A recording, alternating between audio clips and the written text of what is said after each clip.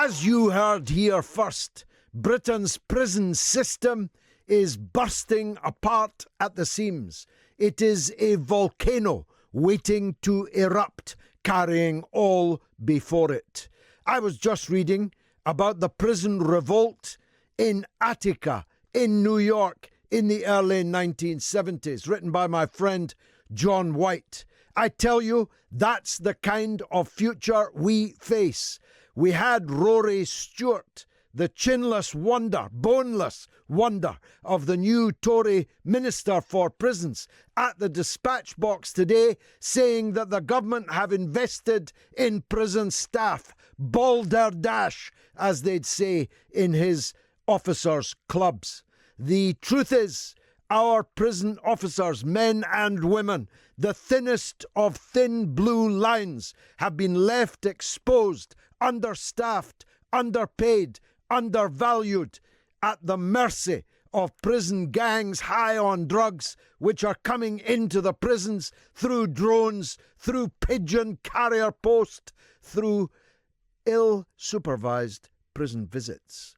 The reality is that Britain's prisons are the most dangerous place in the country to be.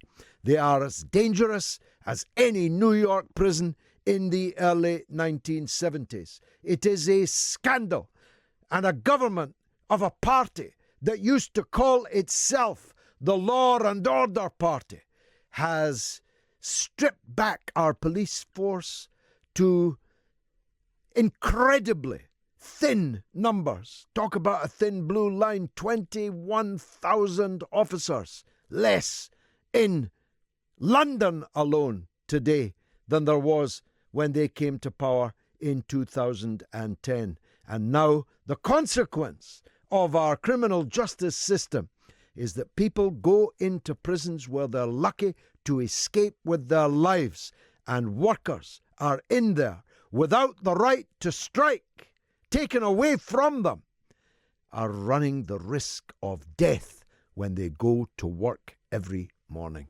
I want your calls on this. I told you about this. I have interviewed the leaders of the POA with whom I've been associated for decades, over and over again on this show, and nobody in power was listening. Well, perhaps they'll listen now, or do we wait for the volcano actually to erupt? Talking about volcanoes, let's go back to these rabbit holes. And let me say that there are two things of which I am now certain.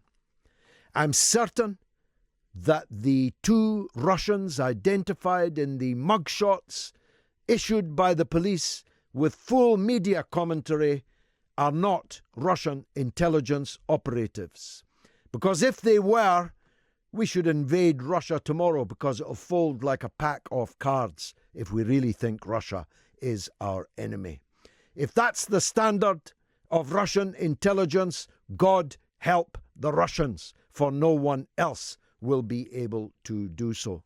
The very idea that two Russian intelligence agents applied at the British Embassy in Moscow under their own names, offering their own passports, showing their own IDs, flew from Moscow to London and London to Moscow directly, two of them, and took one room between the two of them with a double bed in an East London flea pit before travelling on public transport, including on the highly unreliable Sunday services of British Railways, is utterly ridiculous, and anyone who's not blinded by prejudice can see that.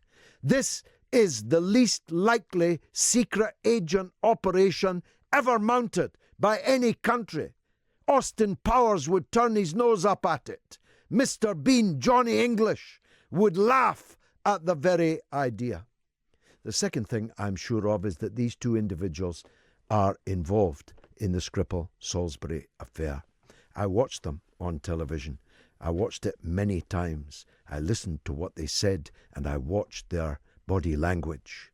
And I don't believe a word of what they said.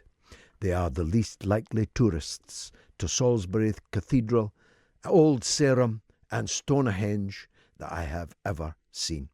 So, brings me back to what I said to you last week. I believe these people were in Salisbury to either meet with the Skripals or meet with people who were meeting the Skripals. And here's my number one reason. If it is true, and I have no reason to disbelieve, Commander Neil Basu, whom I once knew well, who is the head of Scotland Yard's counter-terrorism unit, hardly a more important police position imaginable. If, as he said, there were traces of Novichok found in the hotel room in East London, the aforementioned flea pit, then these men have a case to answer.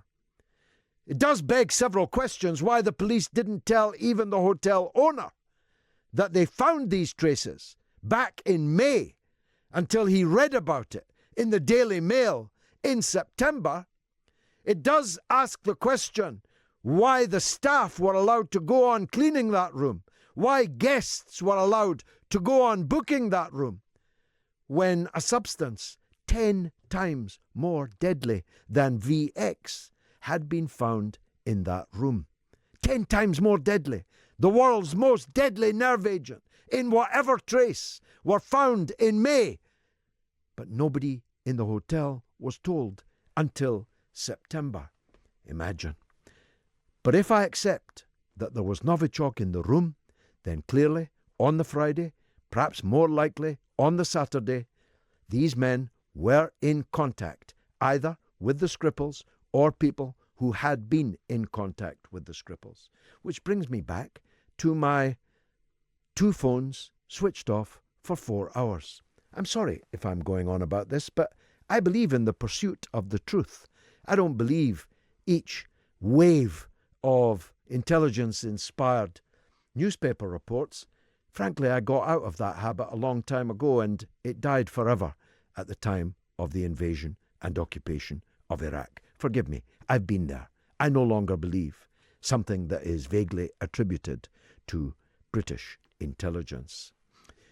So, I'm saying to you, as I said last week, the Novichok was not sprayed on the door handle.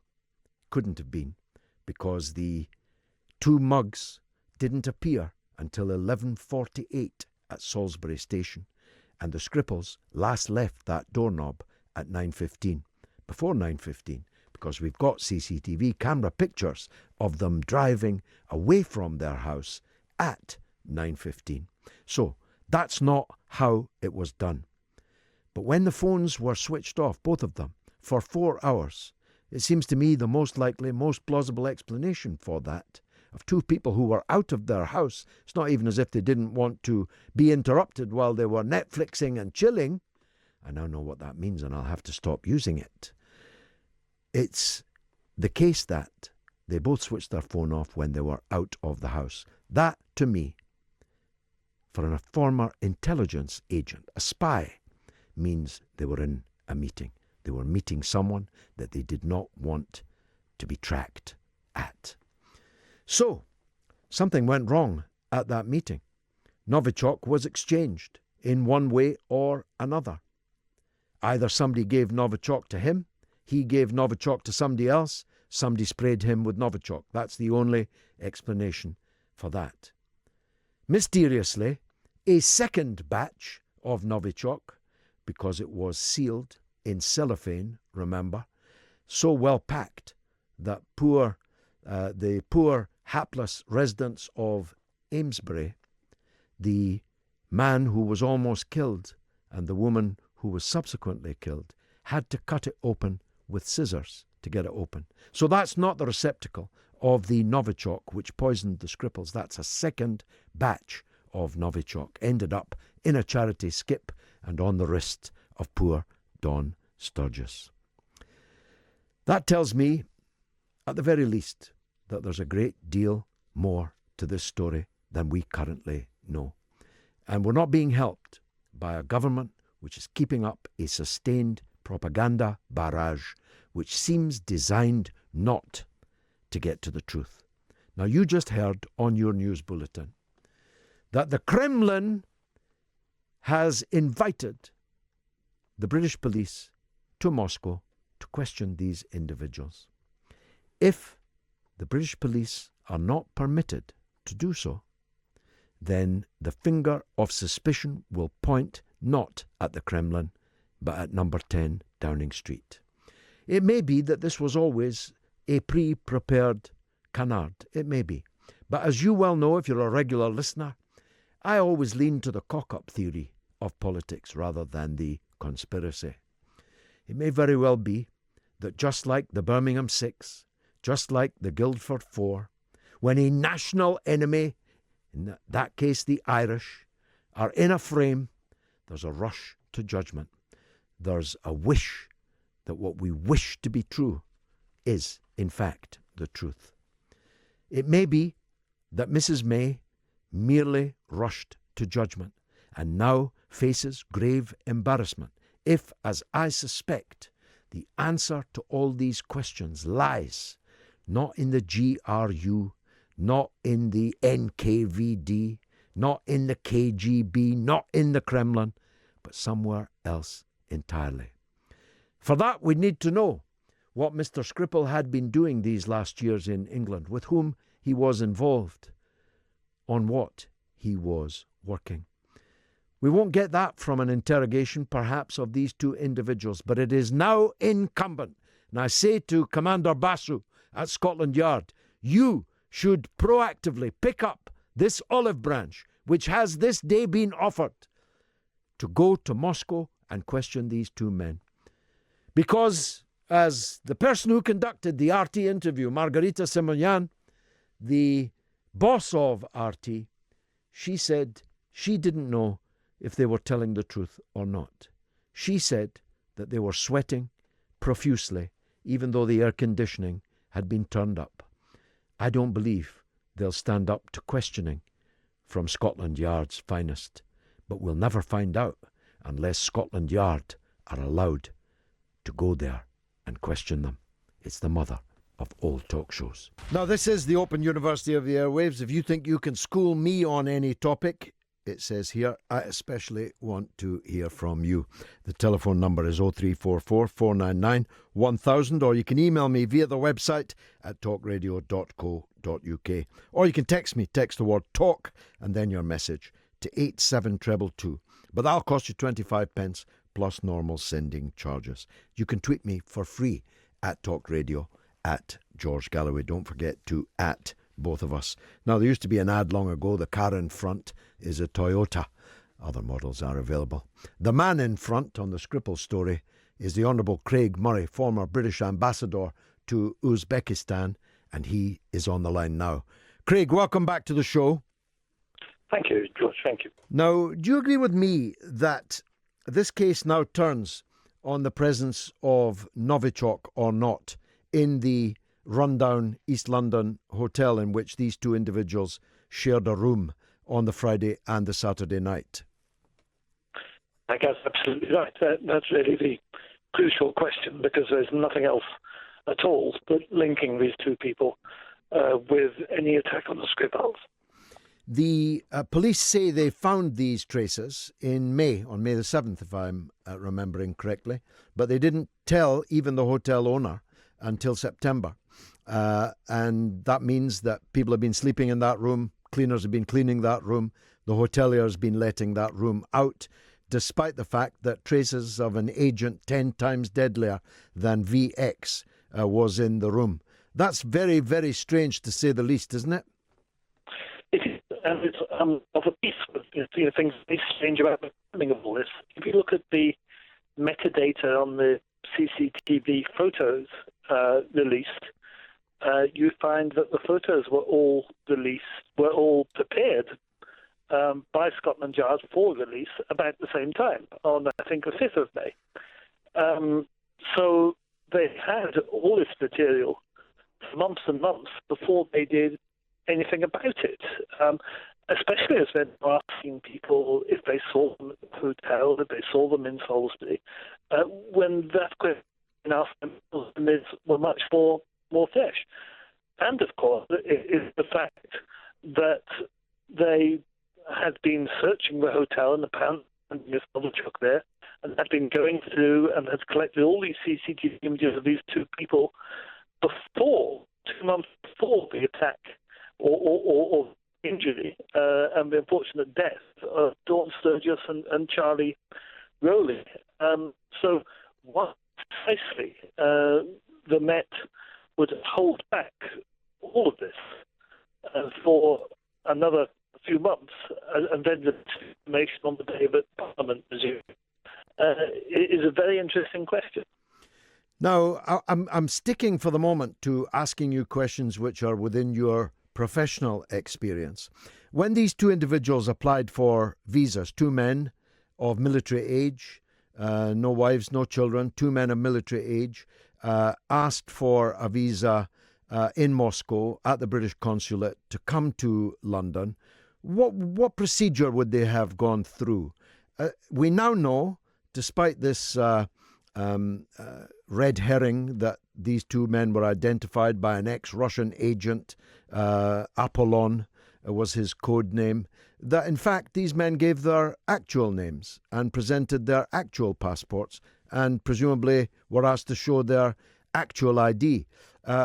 Would it have been easy for them to get a visa? Would the British have routinely issued it, or would they have checked on these men? We have made a number on these men, and the checks made on... Craig, we're going to have to call you back. It's a very bad line. We'll call you right back. Please don't go away. Thanks very much. That's Craig Murray. We're going to go right back to him. Here's from Peter. George, what a week it's been. Having seen the full interview of the two Russians, I must admit they do not come across as credible. However, they seem to be hiding something. Maybe the GRU are training gay couples, or maybe they met certain people, as I stated last week.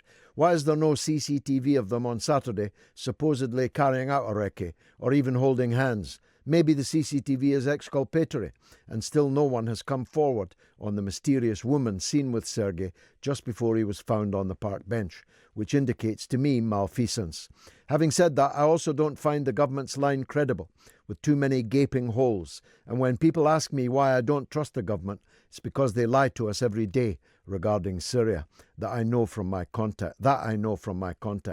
Financing and arming and training Al-Qaeda and ISIS, who rape, torture and kill non-believers, and even more despicable, we assist in propagating blatant false flag chemical attacks, not to mention all the other lies and mistruths. That's why, unless I see absolute evidence and facts, I still maintain Laurel and Hardy could have done a better job of assassinating Sergei, conveniently leaving a trail back to Russia that even Hansel and Gretel could have followed. Beautifully expressed, Peter. I've got Craig back on the line. Craig, thanks for that.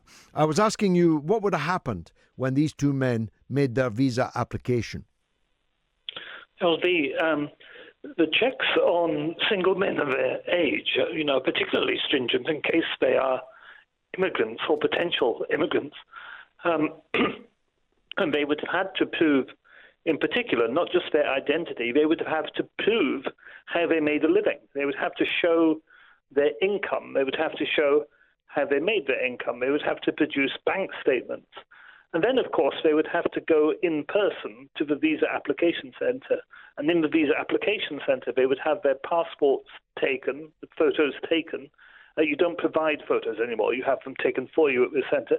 And they would have their fingerprints taken for certain. And I believe I'm right in saying that nowadays, and this is since my time, but I think I'm right in saying that nowadays, in addition to fingerprints, you also have your iris data taken at the visa application center. But certainly fingerprint data they would have for sure, as well as evidence of identity and evidence of income. Now, still on that line, Commander Basu, whom I used to know well, and I always found him a truthful man, when asked by the BBC last week what kind of visa these men were travelling on, he answered, mystifyingly, I don't know. I don't believe that he did know, and he wasn't saying. He didn't say, I'm not at liberty to say. He said, I don't know.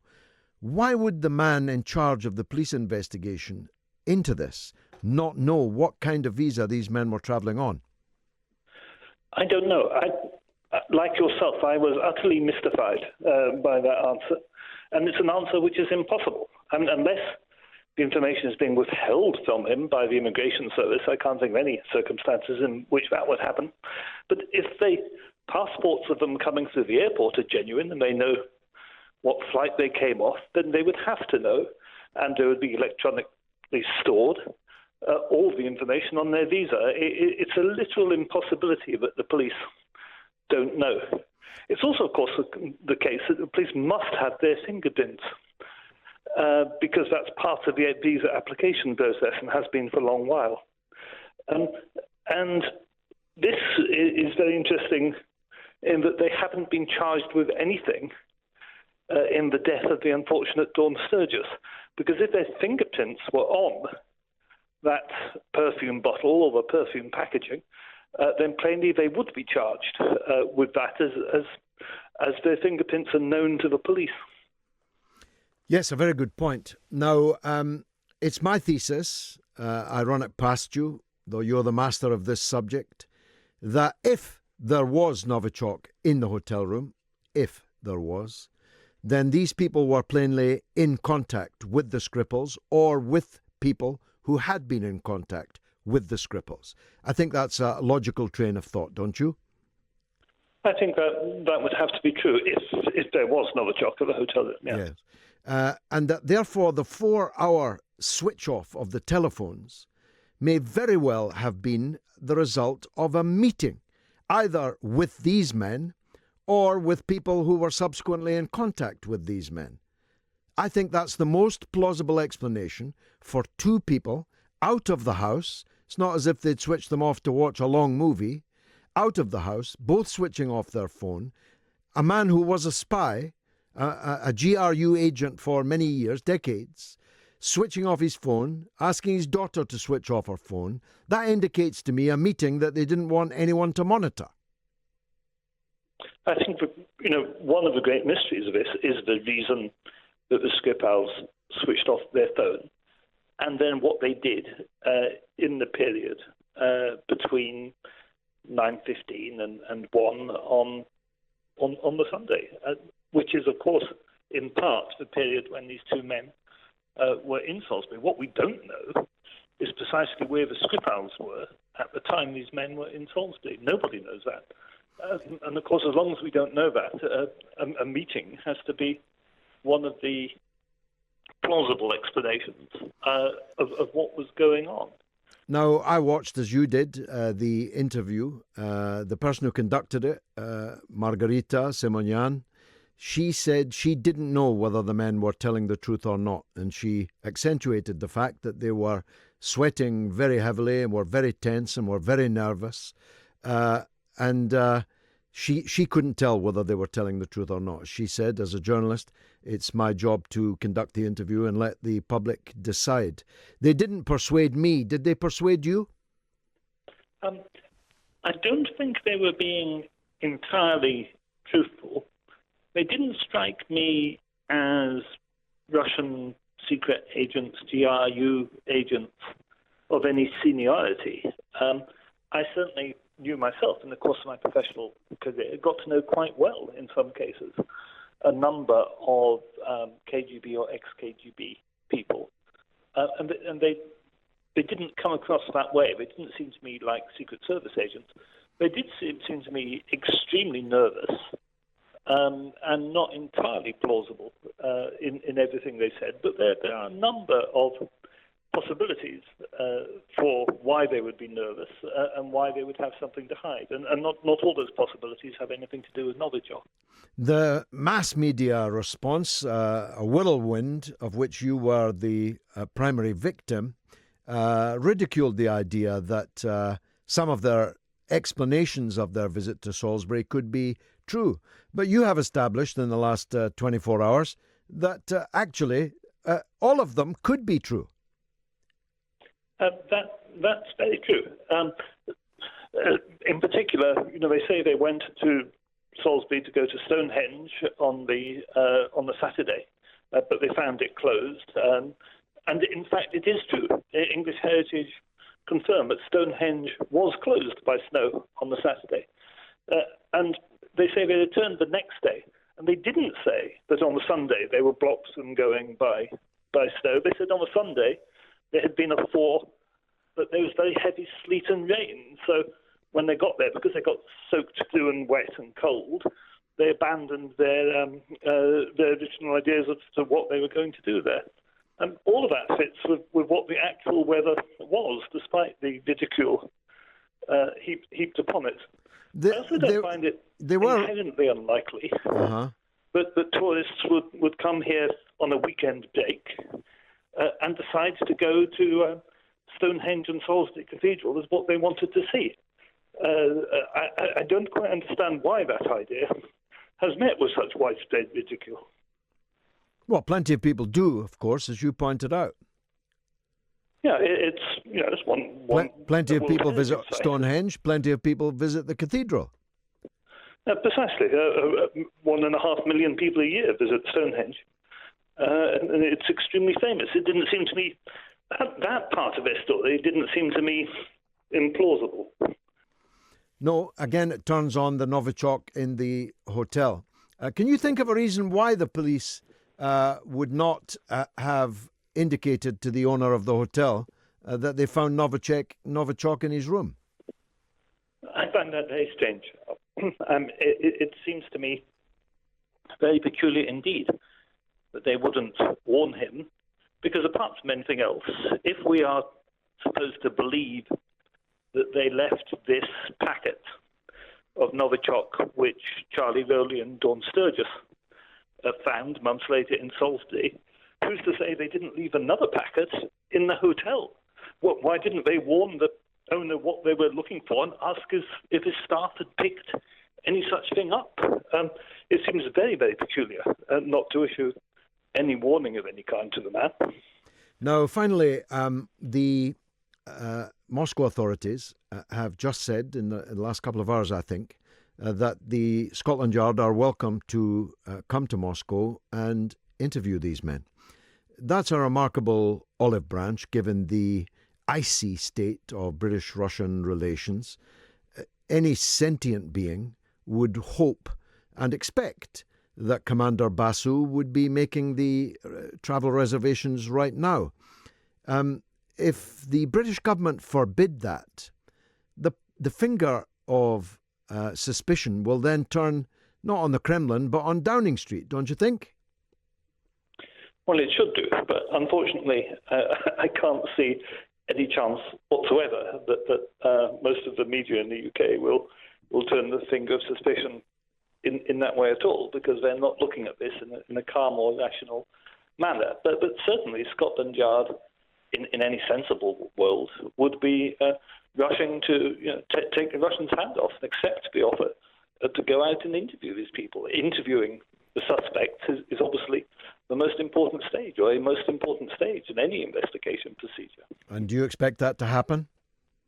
No, I think doubtless they will find some excuse not to go and do it. Well, that would be pretty damning, because that would leave the case in a permanent stasis, wouldn't it? The case will never go anywhere unless the police take up this offer. No, that's very true. But I think permanent stasis, as far as the government is concerned, they have prejudged the case thoroughly. They have declared who did it. They've said it was the Russians. They've said it was these two men. The government have achieved what they want to achieve. I think it's unfortunately a great mistake to believe that they're actually interested in justice. I don't think this has anything to do with the pursuit of justice at all. Honourable Craig Murray, thanks for joining us, as usual, on the mother of all talk shows. Born on this day, the great Amy Winehouse. She would have been 37 today. What a tragic, tragic loss for the music business, for this country. We'll be playing Amy's greatest hits throughout the show. If you've got any preferences, let us know. 0344 499 1000, that's the number to call. You call us, we'll call you back, put you on the air to the country and the world. There's people listening in Palestine, in New Zealand, in the United States, all over the world. 0344 499 1000. It needn't cost you, as I say, more than a penny or two. You can email us through the website at talkradio.co.uk. talk.co.uk. You can text the word talk and then your message to 87222. Though remember, that will cost you 25 pence plus normal charges. But you can tweet for free at George Galloway at Talk Radio. Russell on the SMS says, in 2002 we were told a shed load of lies by the media's hero, Be Liar, WMDs, 45 minutes, etc. Russia has 11 time zones and the weapons to protect it. We have a carrier with no planes. So cut the tripe. Don't any diehards go making threats we can't or won't back up. I'm now bereft of any trust. Brilliantly put, Russell, and that's the meta-narrative in this, isn't it? How did things come to this? Did they have to come to this? Why has Britain struck such a hostile tone in its relations with Russia all these years that have led to the poison that's in the air as well as in the streets of Salisbury? Andrew on the text says, Dear George, one interpretation of events in Salisbury is that the two Russians came over to purchase Novichok from the Skripals, not to murder them. Indeed, that is one possibility. Tony X, the protest board, welcome back, Tony. We were worried about you last week. He says, for my sins, I've been in two prisons, Walton, now called Liverpool Prison, and Kirkham Open Prison. It was a long time ago, and I have to report they were both extremely well-run prisons. The officers held the power, and the prisoners knew it. How different that is today, Tony. And Big Al, again on the text, says, Hi, George, why don't these Russians just come out and say why they came to England? If it was me and I was innocent, I'd be on the next plane back. Would you really, Al? I myself do believe they are somehow involved because of their silence. Well, hardly silence. They've just given a television interview in which they gave their version of why they were here. I didn't myself believe it and don't believe it. But you can't say that they've been silent. And I don't think if you were a Russian, you'd come here when you can't be extradited to face a trial which you may suspect, given the media coverage, is unlikely to be the fairest of trials. You get me, Al? But the very obvious thing to do is for Scotland Yard to go there and interview them. Scouse Alarm, my old pal who was at my gig in St George's Hall, which was packed out last Saturday, me and Ken, the outsiders, he says the state of the prisons and other essential public services is because of privatisation. Private companies will always put profit before anything. There should be no place for the private sector in the running of prisons and other services. Hear, hear. Dion is on the line from Slough. Let's hear from him. Dion, welcome to the show. Yes, about prisons. Yes, go ahead. Yeah, I mean, I was in prison a long, long time ago. Mm-hmm. It was before they were privatised with Group 4 and Serco and whoever. Yeah. And it was a lot safer place to be then. It was run mainly by ex-servicemen, police officers, sort of firemen, that sort of crew. Yeah. They were all, they were skilled in discipline. Yeah. And you just knew what you were doing. You call them Mr., their name Mr. something or Sir. And they deserved it, and they turned a blind eye to some things. But now it seems the private companies, they just want to please their shareholders with dividends. Well, that's it. It's the Americanization of the British prison system. Exactly, they become profit centres. They become run by the prisoners because the ever fewer prison officers can no longer hold the fort. And when the prisons are run by gangs of prisoners, anybody who's not in the gang, anybody who can be squeezed by the gang, their whole life is in danger. And when you add into the mix the sea of drugs, and I mean a sea of drugs that are flowing into the prisons. The worst of drugs too, by the way, these new synthetic drugs, spice and all that. Yeah. And people are getting hooked, by the way, in prison on those drugs and coming out and dying in doorways in the centre of Manchester. I saw it with my own eyes. Yeah. It is actually a picture of hell. It's Dante's Inferno. And it cannot be separated from the issue of privatisation. The idea that we could have private police, private prisons, was once just outlandish, unspeakable, unthinkable in Britain. But now it's increasingly the norm. I thought it would as soon as it was privatised. My friend was just telling me the thing with the drugs that they're getting in, they're undetectable as well. Well, even if there was enough people to detect them. I mean, when you have understaffing at the level the prison service is at, when you have underpayment of wages of the prison service, when morale is as low as it is because of the way that the service has been treated, even removing their industrial rights as workers, what are you expecting exactly from the prison officers? Well, you should expect what you're getting. I think it was a very good job when I was in. Yeah, it was once a very good job. Late 70s, early 80s. Yeah, it was a very sought-after job. Now you're going into work wondering, are you going to come out alive, and you're not going to do anything that might put your life in any danger. It's terrible, really, isn't it? Well, Dion, thanks for that. That's two ex-prisoners we've heard from, Tony and Dion. I'm more than happy to hear from others, including, because I know they listen inside the prison, any serving prisoners or prison officers, of course. I can't have the POA on because they were on the last show, unfortunately, because I have a very good relation with them. Jamie MCC on Twitter says, could Charlie Rowley have found the bottle at or near the park bench where the Scripples were found? Definitely. Unfortunately, Charlie can't remember where he found it. Ryan on the Twitter says, and we're up and running. I agree with your opening monologue, GG. Scotland Yard must take the Kremlin's olive branch, which they declined in March. If these two have nothing to hide, they have nothing to fear. Well, you see, the Kremlin were standing on diplomatic norms.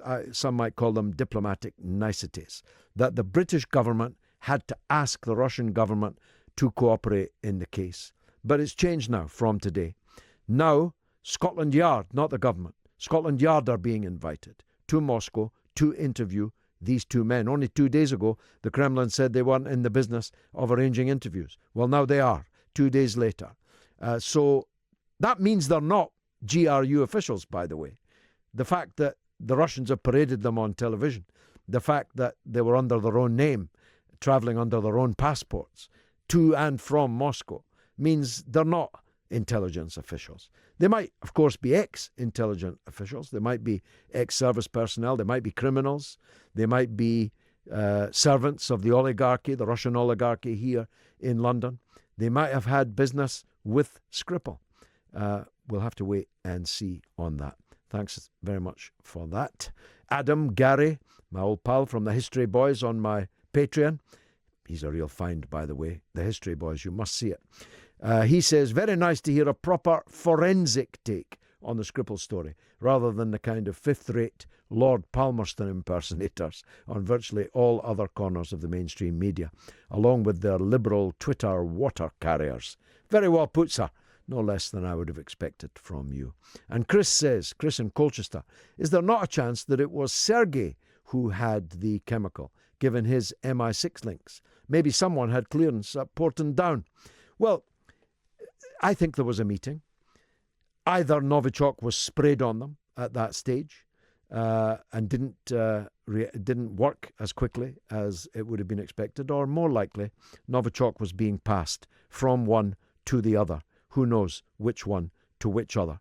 For what purpose? No one can quite say. Ray says, George, you're living in cloud cuckoo land if you think Putin is not involved in the great city of Salisbury with its huge tower. Laughable, says Ray from Islington on the SMS. I didn't really understand that, Ray, but there you go. I've read it. John Locke says, good to hear that George Galloway on Talk Radio Moats does not buy the story of Alexander Petrov and Ruslan Boshirov, suggests that May takes up Russia's offer to let Scotland Yard fly to Russia to interview them. And the Communicipalist says, I thought British intelligence told us that these two Russian tourists had been assassinated by Putin because they were gay. Turns out they're international churchgoers. I can't keep up, George. Well, it's hard to keep up, I must say. I'm not saying they are gay.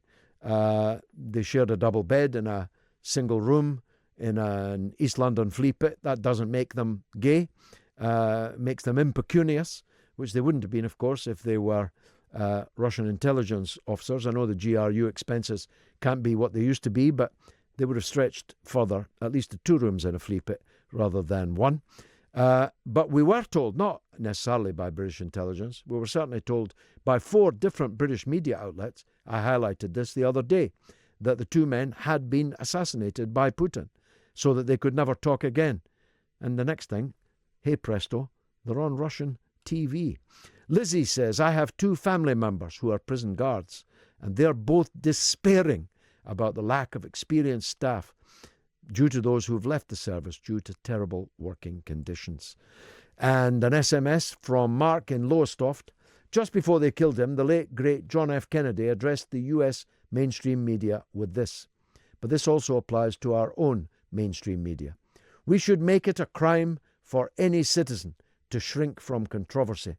Why our press are protected by the First Amendment, the only business in America specifically protected by the Constitution. Not primarily to amuse or entertain, and not to emphasize the trivial and the sentimental, not to simply give the public what it wants, but to inform and arouse, to reflect and question the government. And so it is to the printing press, to the recorder of man's deeds, the keeper of his conscience, the courier of his news, that we look for strength and assistance. Confident with your help, man, will be what we were born to be, free and independent. These spineless, teleprompted reading airheads in the mainstream media should take a long, hard look in the mirror. All the best, GG, from Mark in Lowestoft.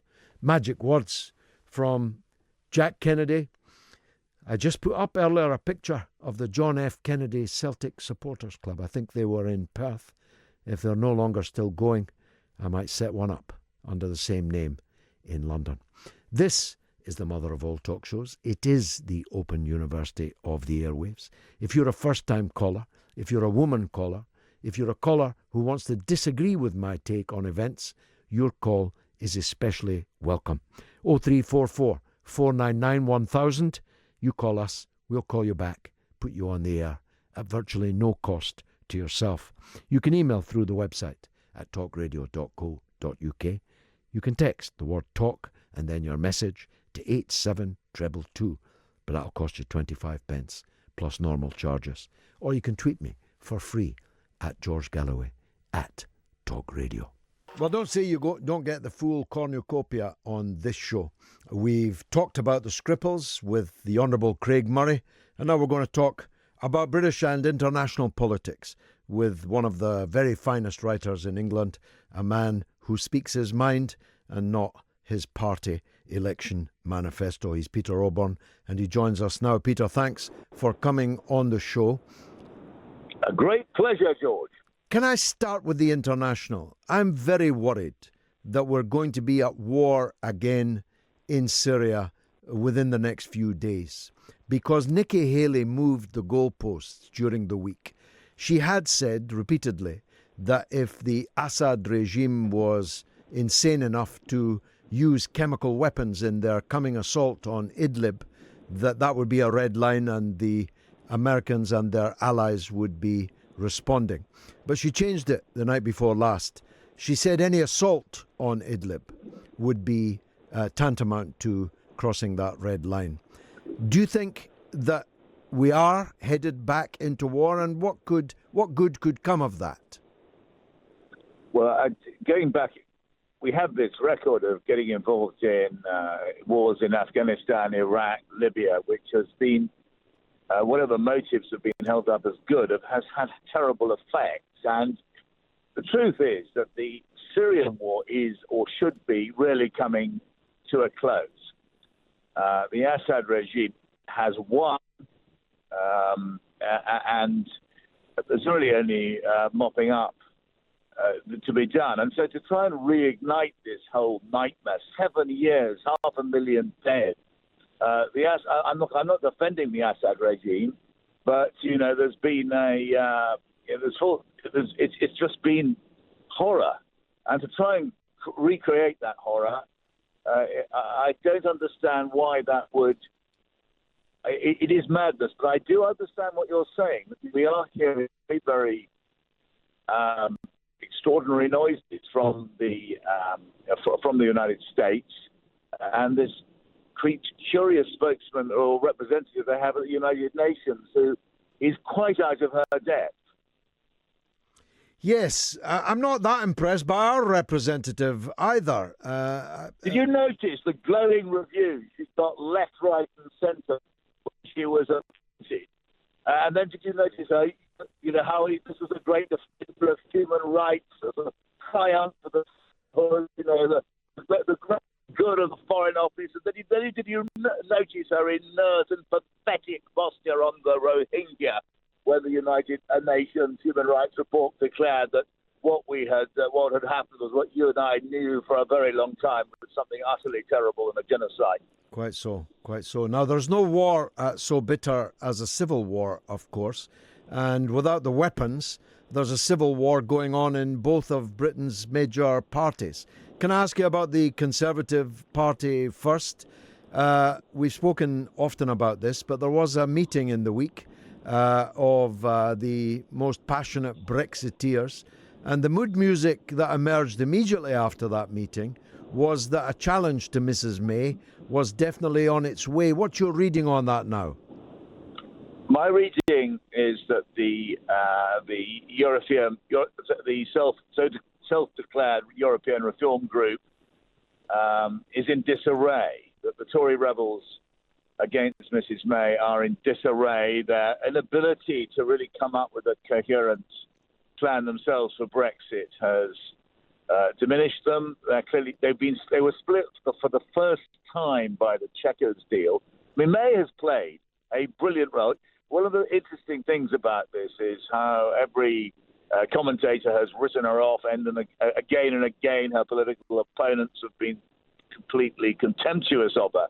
And she sort of battled on, and she split her clean Brexiteers, our Brexiteers, with the Chequers deal, and now she's splitting them again. This is masterly tactics, and she looks stronger to me, and they look weaker than at any stage, really, since the beginning of this whole performance. And I'll give you a prediction that Salzburg, Salzburg, which is of course the home of Mozart and where they made The Sound of Music. Yes, she is going to play the role of Julie Andrews. Good, that's very good. She is going to lead the Von Trapp family out of prison. Well, that's quite a prediction, and a very vivid one. The hills are alive with the sound of Peter Oborne singing his prediction, and we'll talk again after the fact. That would require some climb down, though, from the European Union bureaucracy and accepting the Chequers proposals. Are you expecting that?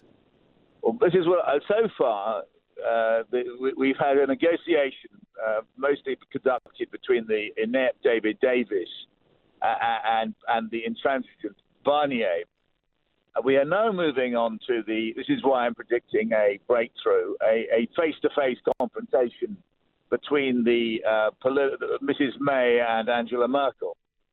It's where Mrs May directly addresses the other 27 leaders.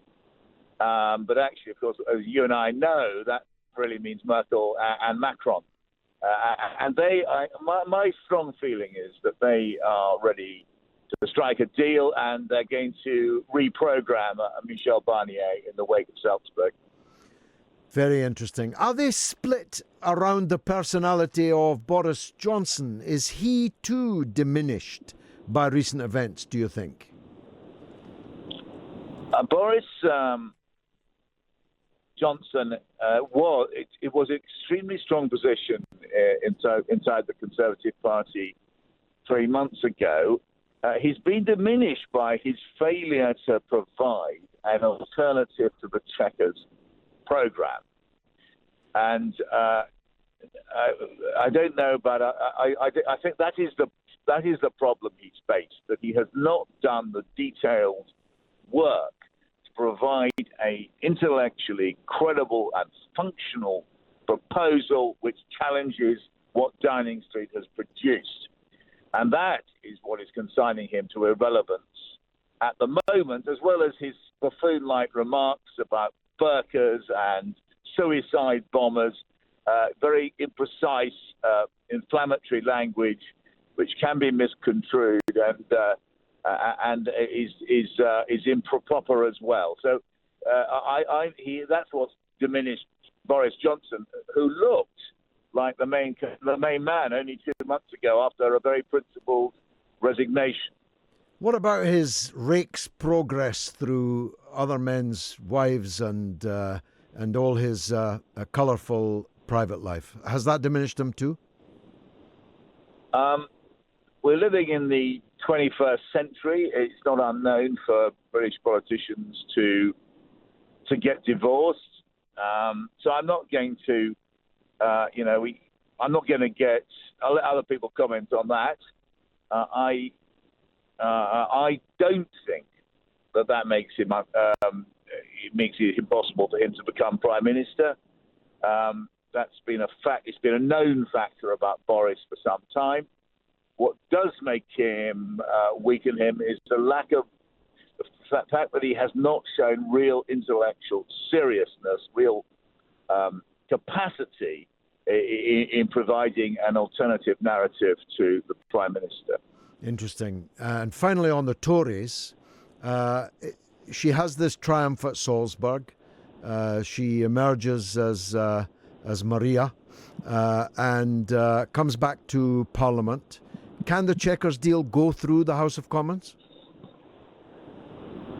I think there's two things here. One is how big will be the Tory rebellion. I'm predicting they'll find it hard to muster more than 40, maybe less. Then you've got, but that's enough to derail her, to defeat the government. And then you have to look very hard at Labour. How are they going to? Are the Chuka Mooners, Stephen Kinnock's going to defy what may be a three-line whip against the government? And so in other words, we go back to the position where the Prime Minister may well need Labour votes to push through her Brexit deal. Now let's look at Labour.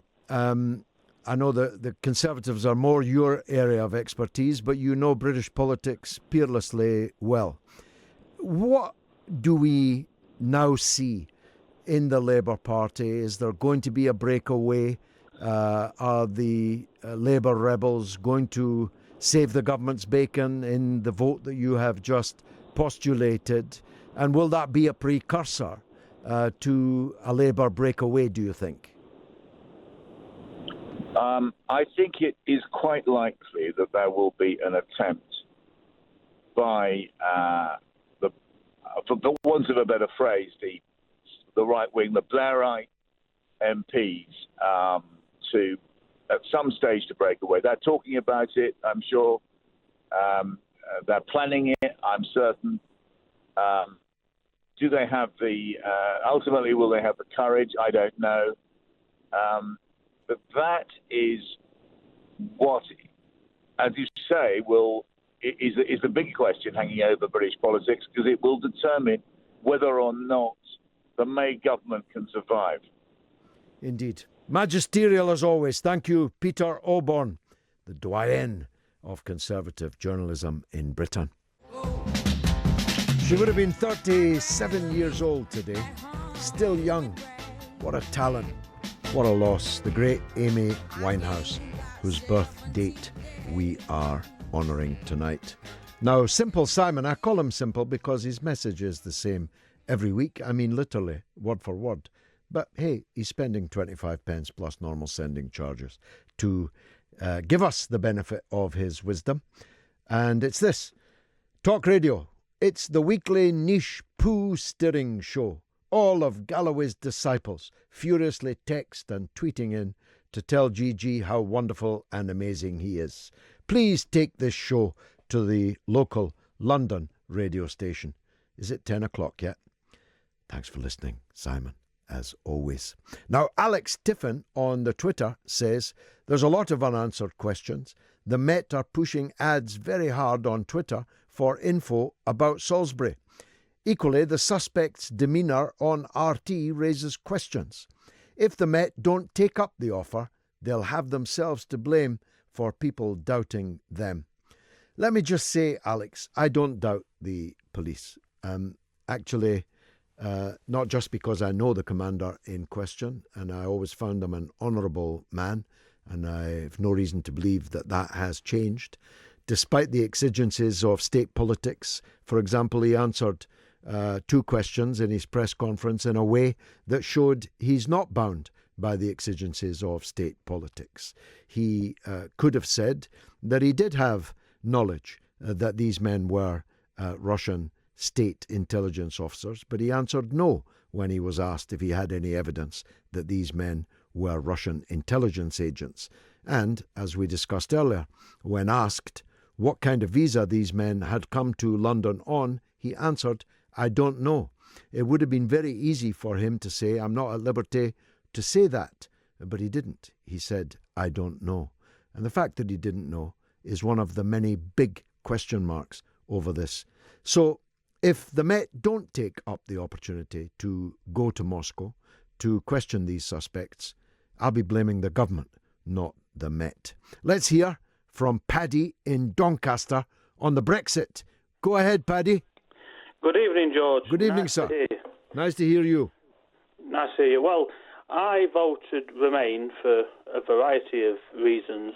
The principal one was because where I live in Doncaster, we have a very racist and nationalist community that basically how the debate was framed, and this is no indication on how the debate nationally, but certainly in my area, in my little small egg, the debate was framed purely and simply around immigration. And in fact, one of my Remain colleagues was attacked in Doncaster town centre as she campaigned for Remain by someone who shouted racist abuse about people from the Middle East. So that, of course, has nothing to do with Brexit. Well, absolutely, and obviously this is the whole issue. This is the entire point that I'm making. The Brexit thing was very much about the EU for the establishment, for very intellectual people like you and the people that you spoke to in audiences and theatres and halls across the country, and certainly in terms of me and my outlook, it was about the entire shebang. Yeah. However, in my little small egg... I get your point, yeah. What was the result in Doncaster, by the way, Paddy? Do you know? It was overwhelmingly a vote to leave. Yeah. But I voted and I campaigned to remain because I knew what would happen. And then once it came out as leave in Doncaster, and then the country came out as leave, the onslaught of hate crime, shouting and swearing at Polish people. My brother, my sister-in-law, is a Polish lady. She went from bottle washer to teacher, and I've got other Polish family that came over and did the right thing. They played the game. They went from bottle washer up to, highly qualified jobs. So it was very concerning for me in terms of the Brexit argument. So now, having done that entire journey, I've gone from Remain because I wanted to keep people safe, I wanted to keep my family safe. Yeah. I've gone from Remain to Brexit. And the reason I've gone to Brexit is because it's time that the people that were doing that to my family had their hide tanned, had a bit of harsh reality in terms of what they've done to their country. And basically, George, what I'm saying is that in order to punish these people, in order to get these people to a point where I can say to them, this is what you voted for, this is what you wanted. The only way I can do that is by supporting Brexit. And you might not necessarily agree with that, because I know you were for Brexit for left-wing reasons. Yeah. And these people were for Brexit for right-wing reasons. Well, let's stick to them for a minute, Paddy. I can only really, Yeah, no, it's a very interesting case in point, I must say. But just let's take Doncaster as a case in point. If, despite the presence of Ed Miliband as your MP, a leading Remain supporter, the people... Well, we've actually got three. We've got Miliband, we've got Winterton, and we've got Caroline Flint. And Caroline Flint is my MP. She was Brexit, yeah. She was Remain, but now she's Brexit, yeah. But she's now sort of saying, let's get on with it. And yeah, I think she's done the maths. But let's postulate this.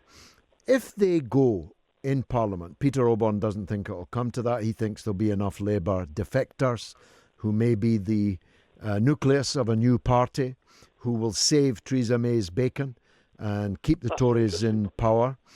If that happens and Chequers is seen, as I believe it will be seen, as a betrayal of the Brexit vote in the referendum, the impact on places like Doncaster will be entirely negative.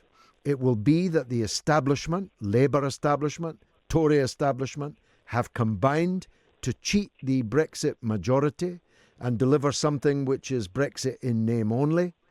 And the surge that will go through right-wing and racist people in Britain, the surge of UKIP and EDL and Robinson and all the rest, will be an extremely dangerous course of action.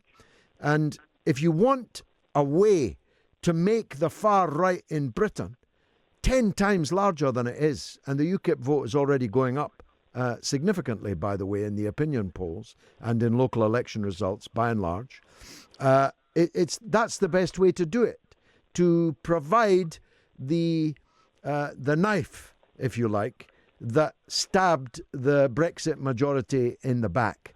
I think that course of action will make the presence on streets like yours much more dangerous than they ever were before. What do you say to that? I'm a little bit confused, George, because obviously I would have much preferred us to have, stayed as we are. So, here's what I'm saying: if this issue is if the Chequers goes through, we haven't really Brexited at all. We'll be bound by decisions made by the European Union, but no longer be at the table when those decisions are being made. We will not be able to have free movement of goods unless we accept free movement of people. So EU immigration, however it's dressed up, will still have to continue if the Chequers deal is to go through. And so it will be easily portrayed. I will portray it. Everyone will portray it. And UKIP will portray it most vividly of all, that the Brexit decision has been cheated by a coalition of Blairites and Theresa Mayites. The people on the left of the Labour Party will oppose it, and the people on the right of the Tory Party will oppose it. And you might then set in train a series of events in British politics that will change it forever, and not in a good way. Right, I see what you mean. So, in terms of if that were to happen, if the Chequers was to be... if it was to be agreed at Salzburg, as Peter Oborne thinks it will. Yeah, if it was to be set in stone, then quite frankly, I'm not that sure that we'll see what you have opined in your summary. But what seems likely to me is that if we get a no deal and we've got an issue with food and medical supplies and all this kind of carry on, then we will more than likely see what you've just said, but in terms of a no-Brexit deal, we'll more than likely see that within that circle. Well, yeah. Well, we need to wait and see what happens at Salzburg. If Peter Oborne is right, that Theresa May does the Chequers deal at Salzburg, and it passes through the House of Commons, then that's it. we have carried out, or we have achieved, a Brexit in name only. And I'm saying that will lead to a fantastic surge of power through the far right in British politics. We'll have to see. Paddy, thanks for your call. It's been nice talking to you. I enjoyed that. Patrick Vidine on the Twitter said, I'd be nervous talking to you on Radio, George, let alone being accused of murder and being a spy. To highlight that as an issue with regard to the two Russians is a low blow. Homosexuals aren't too popular in Russia, so that explains some reticence. Patrick, you could not be more wrong. And it's amazing how many people repeat that canard. Let me repeat to you. I've done it here before, so you've almost certainly heard it. There's a gay bar in earshot of Lenin's corpse lying in his tomb. I know, because I've been there. Me and Max Kaiser. How about that then? We're not gay, but we went into the gay bar, just off Red Square, and they were pumping out the Village People, YMCA, as men, all men, in their leather gear and their hats and their studs, were coming and going outside the bar. It's completely untrue. Secondly, these men are accused of murder. And so, if you were a Russian who had committed a murder, if you were a Russian who hadn't committed a murder, would you voluntarily come to Britain to stand trial? And what kind of a fair trial would you get? I'll tell you what kind. The same kind the Birmingham 6 got. The same kind the Guildford 4 got. You'd be putting your own head, metaphorically, in a noose. The wonderful Amy Winehouse, how I wish we could wish her a happy birthday. 0344 499 1000. I've got a sea of messages, but not enough calls. I need calls. 0344 499 1000. If you're a new caller, I promise to be nice to you. If you're a caller who disagrees with me, I promise, honest, to be nice to you. If you're a woman caller, your call too will be prioritised. Agent 99 says, as the two suspects are seen getting the train from Salisbury to London, they didn't go to Amesbury, so they could not have left the sealed perfume bottle in the charity bin in Amesbury. How did it get there? Well, it's not clear that it was in a charity bin in Amesbury. It could have been in a charity skip in Salisbury. The problem is Charlie Rowley can't remember where he found it. And this SMS from Milla in Islington. From Milla in Islington. George, I'm happy as usual that you're here to separate the truth from the fiction. Can you remind me the name of the chemical expert you had on your show a while back who stated Novichok could only be handled and administered by someone wearing full protective clothing because the substance is that lethal. It would kill the handlers rapidly if not properly protected. And who do you think benefits from this whole episode? As Russia certainly do not. Bless Gigi. Thanks, Miller. The reality is, first of all, that the chemical expert I had on was from Cornell University. I momentarily forget his name. I believe that he said, I think I'm right in recalling, that every one of his second-year chemistry students could make Novichok and had done so. Theoretically, of course, not in practice. They had done so theoretically. So the notion that only a state could have produced Novichok is complete rubbish. Any second-year chemistry student at Cornell, and he said at any university, could have done that. So that means it wasn't necessarily a state product, and it certainly means that it was not necessarily a Russian state product. Secondly, if there was Novichok in their hotel room, why were they themselves not affected by it? If they had it in their hotel room, and if it was, say, in a canister or receptacle that was leaking, as presumably it must have been, how were they not affected? Whatever else they looked on television yesterday, they didn't look like people stricken by Novichok. And there are many others. The first responder to the Skripals on the park bench who tried to bring them back from almost the dead. She, for it was a she, but she's never been named, she was not affected either. When did D.S. Bailey get infected? He couldn't have got infected from the doorknob because the timeline now makes it clear that it was never on the doorknob. And he had no contact with the Skripals. But he must have been in the house. By the way, it can't have been on the doorknob for another reason. There was a copper, usually a policewoman, stood outside at the doorknob for weeks after the event, unaffected, not even so much as a pair of rubber washing up gloves on. But he could have been in the house. He presumably was in the house. And that's where he could have got infected. Who benefits? The war industry benefits. Those that want a continuation of tension, and maybe worse with Russia, they're the ones who benefit. Out of the Dust says, why should we believe they really found Novichok in the hotel room? As your previous message said, our government lies to us every day on Syria.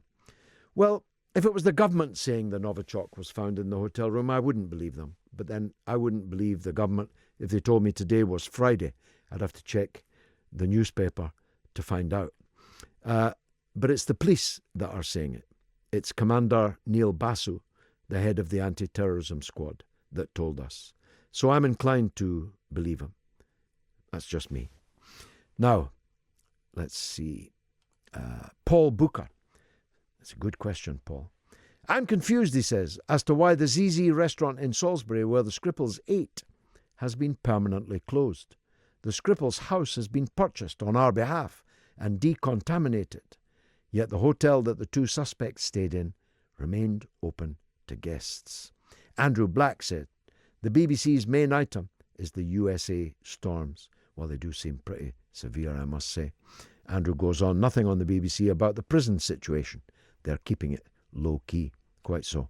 And Peter in Glasgow says, not only was it Laurel and Hardy who did it, the Keystone Cops are trying to catch them. Very good.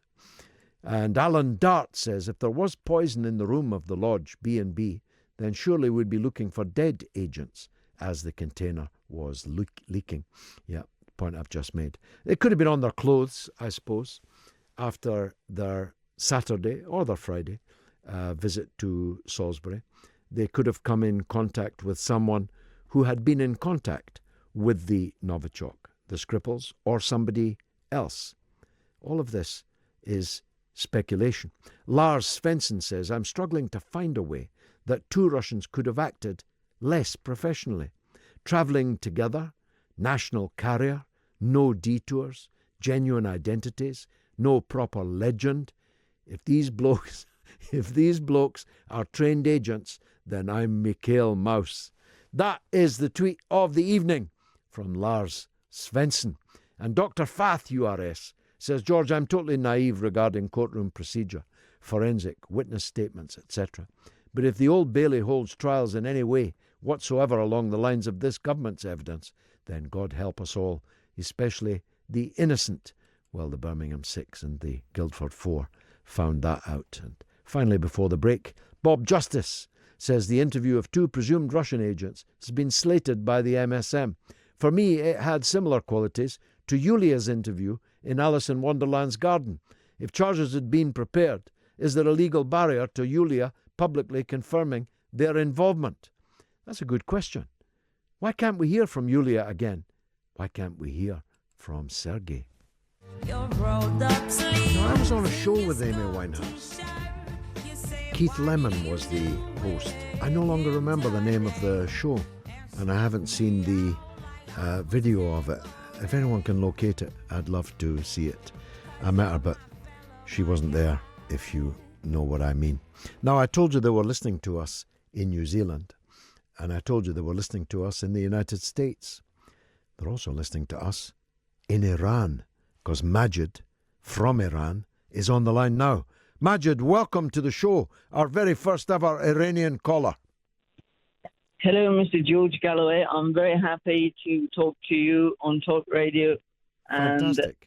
And we have missed you, actually, on Press TV. Yes. I did that for many years, but it's been some time now. Yes, of course. It was quite an interesting It was a good show, yeah. for me It was a to good listen to you on at Press TV. Yeah. Now, what would you like to talk about this evening? Mr. Galloway, I'd like to talk about Syria and this new scenario. The fact is that the war in Syria is almost finished. You see that these head-chopping fanatics, as you've always said, ISIS, have been killing thousands of people in Syria, and now this scenario is almost finished. But unfortunately, we see that America, the US, is going to reignite this war yet again, because here we see that the Syrian people have won this war, and we are seeing that peace and solace is coming back to the Syrian people. As you said, 500,000 people were murdered. You see, let me give you an example. We just a year ago, we of course we have got a lot of these people. Just a year ago, an Iranian soldier who was fighting ISIS, these head-chopping fanatic extremists, he was fighting ISIS, but they caught him. They cut his throat. They harshly, brutally killed him, and they didn't. And they did cut his body into pieces. So, I mean, after a lot of these catastrophic events in Syria, we are seeing that, unfortunately, America.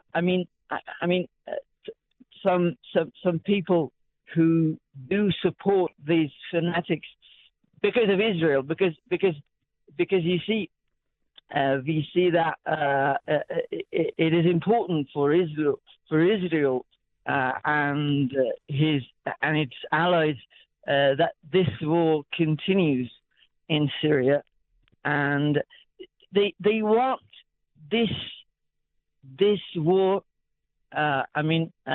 be continued. Well, I think it's much more to do with Saudi Arabia than it is with Israel, because if ISIS and Al-Qaeda had been able to hoist their black flag in Damascus, I can't imagine what solace that would give the self-declared Jewish state next door, the very next door. Saudi Arabia is the number one international financier and armorer. Yes, indeed, because as you see that Saudi Arabia, I don't understand what type of Islam do they care about, because they are killing Muslim civilians, children, women and children in Yemen on a daily basis, and just recently they've killed a lot of people in Yemen. They're bombing Yemen. Civilians, women and children, and as you said, yes, Saudi Arabia is as you said, number one, which is it's the number one culprit. My blood was boiling as I was listening to you, and I hope that the listeners properly listened to what you said, and I hope the American listeners, and I hope the American people are fully cognizant of the fact that they are about to go to war in defense of ISIS and Al-Qaeda. It was the anniversary of 9/11 this week. They were all tweeting, never forget what happened on 9/11, 2001. An atrocity which murdered 3,000 and more American citizens and American residents, carried out by the very gang which the Americans are about to go to war to save from their final defeat in Syria. Of all the things we've ever done, this is the worst thing that we have ever done. And it astounds me, especially journalists, when they know that these people have cut the throats, cut off the heads, murdered in cold blood, journalist after journalist after journalist that they have taken hostage. And yet these same journalists are beating the drums for Britain and America going to war on behalf of the people that murdered their colleagues. I'm speechless. Majid, thank you for your call. John is in Newcastle. Go ahead, John. Hello, George. Yes, what would you like to talk about, sir? 2 seconds, I've just got you on speakerphone. Okay. Right, there you go. I'm right. Okay. All right, my friend. Right. Basically, this election, we're not going to get one for 4 years, are we? No, not if it goes. If it goes the full whack, which the Parliament Act makes it more likely than not, we will, unless Theresa May is defeated on the final Brexit deal. And can you see it going that far? Sorry? Can you see it going that far? Yes. If Theresa May wins the Brexit vote, I think she'll be untouchable for the remainder of that Parliament. If she loses it, then undoubtedly a general election will follow. That's why the Labour members of Parliament that are openly promising or contemplating saving her bacon in that vote are betraying the entire 12 and nearly 13 million Labour voters in the country. It's disgraceful. Because at the end of the day, you know, what got me into politics really, I lost a lot of interest in this. I met you before a long time ago, but never mind. You didn't put us off. Thank you. No, you encouraged us. Thanks. But anyway, no, it's honestly, this is what we need. And there's not enough common people there. It's like they've lost the common touch. But it's Corbyn in that honest government when it sent everything pear-shaped. When he says honest Parliament, and everybody was like, no, you know, like, yeah. That got me. And I know but I'm an older man myself now, but, you know, he's an old man, you know. I don't mean no disrespect, because, you know, what age a lot of the time now with the health Corbyn, system, you mean Corbyn? You know, aye. No, did you not see him in the pictures, that big story last night that Michael Crick's been pumping all day? There was Corbyn in his shorts, just off his bicycle. I tell you, he's as fit as a fiddle, man. Well, it was seeing him, you know, they're hounding him, you know, they'll not leave him alone. Why don't they talk about, like, Theresa May selling weapons or Syria? Well, they've just given away his address. They've just given away his address as well. If anything happens, they'll be to blame. Did you see that mansion he was living in as well? Did you see them? I mean, isn't that amazing? Here's the leader of the opposition living in a nondescript terraced house. What a difference between him and the people he's against. You know what it is?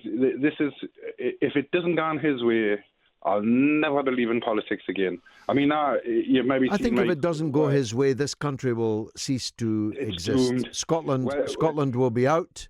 Then we'll no longer have a Britain. Look at how they belittle Scotland as well. You know, they've got a little bit of oil that we sort of load over it like we would. You know, and it's like, it's the product of the earth. You know, everything is turning on the result of this next election, right up to the existential question of whether Britain will still exist. John, it's a pleasure talking to you. We're thinking of bringing our tour up to Newcastle, so watch this space on that. Georgie the Pitbull says, I really enjoyed hearing Craig Murray-Org, his informed, sensible approach to the Skripal story. I really can't fathom it out, but I never trusted a Tory government, and I won't start doing so with this shower. By the way, the professor from Cornell University, you can look back for that interview, it was very, very good, is David Collum, Collum. Tony, the protest board, says, I believe the Salisbury affair is a precursor, no pun intended, to attacks in Syria. The headlines scream Russia, chemicals. So when reliably informed that chemical weapons attacks have happened in Syria, we're supposed to nod and say, yes, Russia, chemical weapons. Very well put, Tone. Tom Jarvis says, evening GG, has the law changed around press reporting of pending criminal trials? In the event the two Russians do present themselves to a UK court, I can imagine what the first argument their lawyers will be. How can they possibly have a fair trial? It's true, Tom, that commentary is supposed to cease when criminal charges have been laid, but that doesn't apply to Russians. Fra says, at the gym, trying to work out exactly what the latest allegations in the Skripal affair mean. I'd say trial by public opinion in the Cold War of Russophobic money. It's a set-up, payback for Russia in Syria. And Tommy in County Tyrone says, George, something I don't understand here.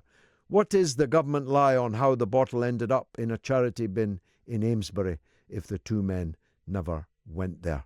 Well, I answered that, Tommy, in a way earlier. It's not clear where the bottle was found. It could have been in a charity skip in Salisbury rather than Amesbury. Lee Stranahan from the United States up next on the trials and travails of the Donald Trump administration. But we'll still be talking about prisons, riots, privatization, and the travails of the Prison Officers Association.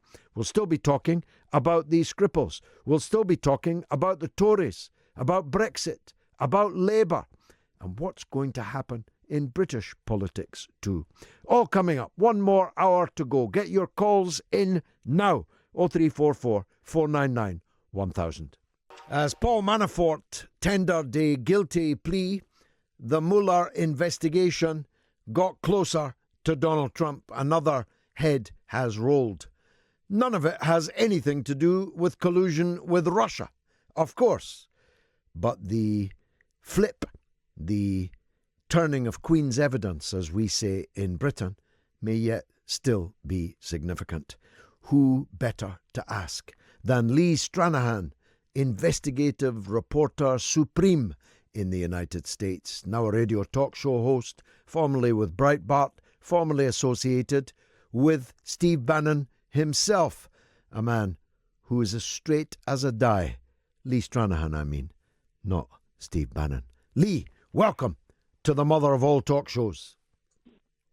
Hey, brother. Nice to talk to you, George. How are you today? Very well. The better for hearing from you. Is it curtains for Donald Trump? What's the significance of Manafort's guilty plea today? Well, when the news first broke, I was out shopping in the store with my wife. We just got into the store, and I said to her, I bet the resistance people, the pro-Hillary people, are wetting themselves over this. They're saying to themselves, this is it.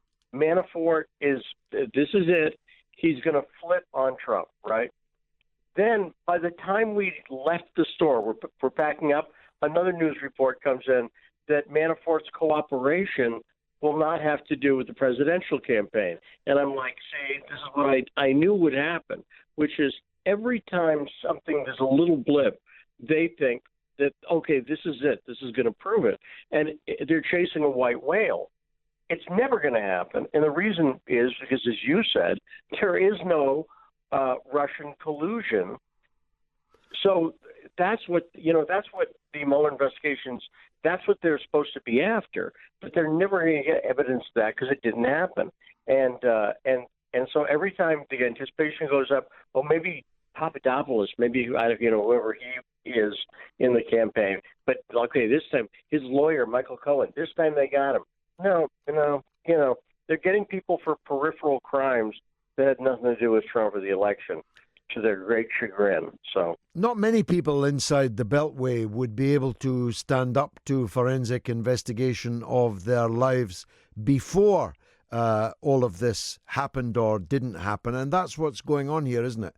They're being done for money laundering and various acts of malfeasance, even in some cases before they ever knew Donald Trump. Well, or in the case of Michael Cohen, for instance, that was Trump's personal lawyer. He gets his office raided. That in itself is almost unheard of. There's big lines that you're not supposed to do certain things with lawyers because of attorney-client privilege here in the United States. And then they just went through, we're going to go everything, and then we'll figure out what we will introduce into evidence or not. So just that, if you applied that same test, as you say, to people up and down K Street in Washington and just rated their attorneys looking for material, I'm sure you'd come up with stuff on everybody. And so that's why it really is political. And I don't think Trump is the target of this. I actually think Russia is the target of this. I think Putin is the target of this. And I think Trump was peripheral, but that's another story. But I really think that the target of the whole supposed Trump-Russia investigation has been to continue to demonize Putin on behalf of a small group of people, Khodorkovsky and people like Bill Browder. That's what it was clear to me is going on here, because this operation's been going on, as I said before, since before the supposed alleged Russian hack. So again, I look at this as an investigative report from a slightly different perspective.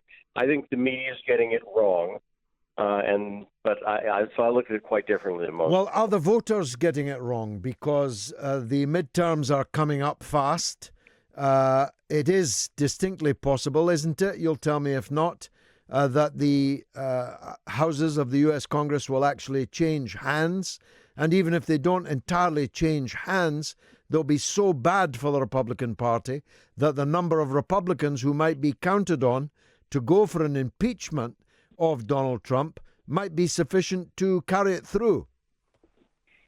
Well, so the Russia stuff, first off, to get that out of the way, the American people actually don't care about that, and that's shown up in poll after poll. They don't care about that issue. So that's not going to be the thing that moves it either way, actually. Because of the way it works, where every member of Congress, of the House of Representatives, is up for election, but only about a third of the Senate is up for election, it's possible the Democrats will take the House. The way the map is drawn this year, it's very unlikely they will take the Senate. That's political reality, and most people have given up on that. But even them taking the House, that could lead to impeachment for what that's worth. But I don't think the American people actually want that. I think, again, poll after poll, what both the Democrats and Republicans are missing right now is that people still have genuine issues that they care about, and they're not getting discussed. This immigration thing, the can keeps getting kicked down the road. Healthcare, that debate just went away, and all of this Trump-Russia stuff is really taking away from these issues that people actually care about, and I don't think that's good for either the Democrats or Republicans. But the danger for Trump, isn't it, is that the Republican establishment never wanted him anyway. If they are persuaded by the elections in November that Trump is dragging them down, the chances of them linking up with the Democrats must be far greater. Yeah, the way you're supposed to look at things in D.C. is, well, there's the Democrats on one side and there's Republicans on the other side. But a lot of that is simply theater, because when it comes to certain issues, and, war is one of them, for certain areas of foreign policy are one of them, there's really no difference between them, right? Yeah. And you can count the number of anti-war members of either party on maybe one hand, right? And then that's about it. And so that's not as much a party affiliation as it is an affiliation with a certain establishment in the military-industrial complex. And that's the people who are frightened to pieces by Trump because he's unpredictable. He said stuff like he's questioned NATO. He's questioned the World Bank in a common sense way that I think a lot of people would and go, wait, why is NATO needed? post-fall of the Soviet Union. I don't get that. And Trump's asking those questions, and that really frightens him. And that's why the attacks have come not just from Democrats, but also from members of his own party. That being said, again, the public is not with the establishment on those. Look at what's going on in Syria right now. Well, that was going to be my last question to you, Lee. Let me ask it. You were all remembering, as you ought, the 9/11, 2001, never forget, hashtag and all that. Do the American people know that this time next week, perhaps, America will be full scale in the Syrian war on behalf of the very people that brought down the Twin Towers? No, they do not. You know, we talk about it on my show because we've been following the run-up to the taking of Idlib and Aleppo and ending the war, right? We talk about it, and then I look at what the media is talking about. They're simply ignoring it. If the United States, I don't care whether you're a Democrat or Republican, if you ask people in the U.S., should we be supporting the Al-Qaeda and ISIS side, nobody would say yes. Nobody. We go, yeah, that's great. That's what we should do. So there's no support, so they simply ignore it. And it is the reason I always say to people, you have to listen very carefully to what the media doesn't tell you. You have to listen to the stories they're not talking about, because that's very significant. And this is a major one, and they're just avoiding it here. Very interesting indeed, Lee. So finally, can I ask you for a prediction in November? You kind of made it that the Democrats may take the House, but they're unlikely to take the Senate. So on a scale of 1 to 10, what would your predictions, 10 being the maximum disaster, that the Republicans are now staring at? Okay. So I think if the Democrats do take the House, it'll be a slight majority. I don't sense any other bigger wave than that. So that I put it about a 2 on a scale of 1 to 10 for a disaster. I don't think it's going to affect that much at all. And I think, quite frankly, it may fire up people for Trump. If the Democrats are in the House, it makes them an easy villain for him to run against in 2020. He doesn't have that otherwise. So it gives him a foil. Is he still up for that, do you think, Lee? He was looking a bit crestfallen, I thought, the other day. Oh, no, I think he's still up for it. I mean, he's unique in that he could walk away. He's got enough money. He could walk away anytime he wants to. He's set for the rest of he and his family's lives, right? So he has no pressure to. But I think he's a fighter, actually, and I think he would want. I think he'd want to win. I don't think he'd want to give into it. But we'll see. I know the re-election campaign is in full swing. They're sending out emails every day. So he's running. Right now, he's running. American democracy, it never stops. Lee Stranahan in Washington, thanks for joining us on the mother of all talk shows. Now, isn't it marvellous to have I'm Robin Finlay back on the show? Everything is complete. Cass is there. I'm here. I'm Robin Finlay is on the traffic. All is right with our world, even if it isn't outside. John's in New Zealand, and he's listening. In fact, he's calling. John in New Zealand, welcome to the show. Good morning to you. It's a lovely, beautiful, sunny morning here in Tauranga in New Zealand. Hallelujah, hallelujah. How wonderful. I've lived here for 16 years now. It's now home for us, although, ironically, our daughter's just moved to London. But oh, wow. Well, a lot of New Zealanders do move, of course, because, well, you are quite far away. We are, but we're able to listen to talk radio. That's and I amazing. listen every Saturday morning. And the reason I've rung in particular, I know it's not something you've been talking about particularly this morning, but it is with regard to Brexit, because I think there are some lessons to be learnt possibly from the experience that New Zealand went through. Okay. When the UK joined the common market, New Zealand, which had up till that time a special relationship with the UK, it could sell subsidised butter and other products to Britain. It was automatically, it was just overnight, it was thrown out. And so New Zealand, a little country of 4.5 million people, as you say, a long way away from many other countries in the world, it got on its own 2 feet and it survived. So it's hadn't got and still doesn't have the strong economy that Britain has.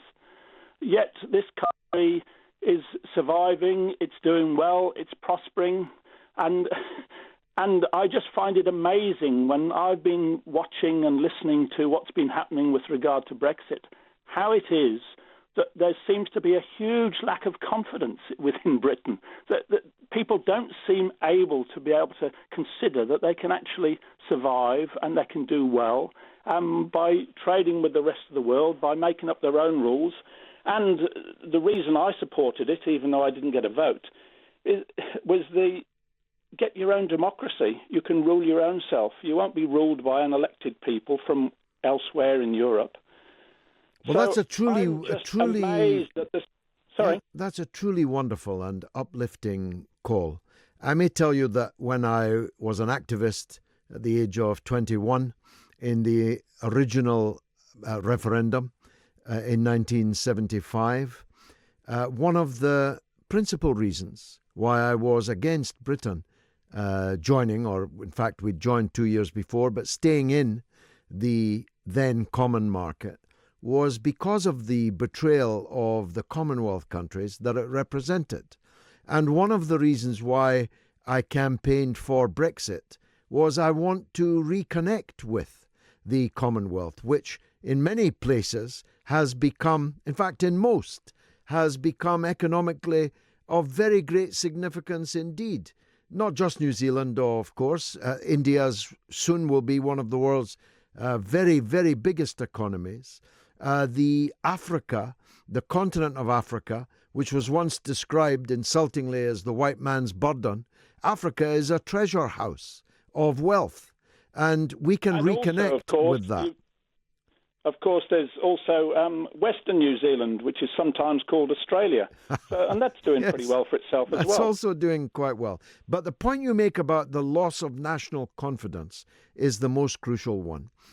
So many people, maybe younger people, have become institutionalized. It's like a kind of Stockholm syndrome.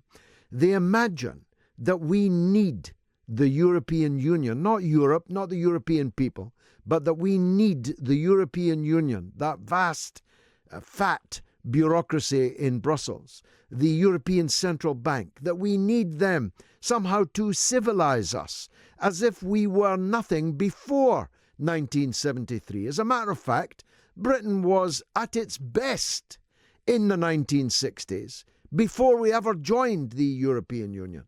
The best legislation, the best cultural sway in the world, all roads led to London, years before we joined the European Union. The idea that we can't recreate something special in Britain when we're out of the European Union does represent a complete failure of national confidence. Yep, I agree. John, I'm delighted to connect with you on a Saturday morning. It's disconcerting to be saying good morning to you, but I do so because I've got a lot of callers on the line. Many thanks for your support for the show. Let's go to a new caller, Robert in the Isle of Wight. Robert, welcome. Hello, George. Nice speaking to you. And you. And I promise I'll be nice to you because I am to all new callers. Oh, I know you're going to be nice, mate, because I totally agree with what you say. Okay. The first thing, on a light note, you play music on there now and again, don't you? Yes. Can you teach your children and dedicate it to the wonderful, what's her name? The Labour MP that's gone now, not gone. And, come back to me. Text me on that. Give me the details. Okay, I'll get back to that. Yeah. Anyway, you've fallen into the trap. Everybody's talking about Novichok.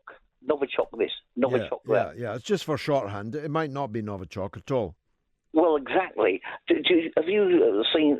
It's been taken down now on the OPCW website. It was BZ agent. No, one of the labs reportedly identified BZ, but the consensus in the OPCW is that it was Novichok or a related agent. That's a bit of a get-out clause, isn't it? Yeah. I think so. I just call it Novichok. But one thing's for sure, it turned out to be a deadly nerve agent of some kind. Deadly in one person, but if it was Novichok, it would have killed God knows how many people. Yeah, I agree with that. Yeah. Let's even not agree that it's a deadly nerve agent. It was a deadly toxin. That's the better word. Toxin. That's a better word. Yeah. I'm just so fed up with the government lying to us so much that I get all my news off of the alternative website now. Mm-hmm. Nobody takes any notice of the BBC. No, that's why Corbyn is riding as high as he is, considering to call it an assault would be a massive understatement. Corbyn has been on the receiving end of a tidal wave, a tsunami of negative coverage for 3 whole years, and he's still on equal pegging with the Tory government. And in local by-election results, he's still doing even better than the polling, because more and more people are getting their news elsewhere. Exactly, because the thinking people knows what they're being lied to. Yeah. That's true in the United States as well, you know. That's one of the reasons why Trump is still in a fighting position, at least.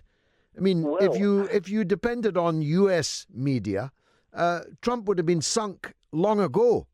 Well, there's only one bit of U.S. media I look at. It's Jimmy Dore. Jimmy Dore's very good. Yeah, very good. I'm starting on RT America next week.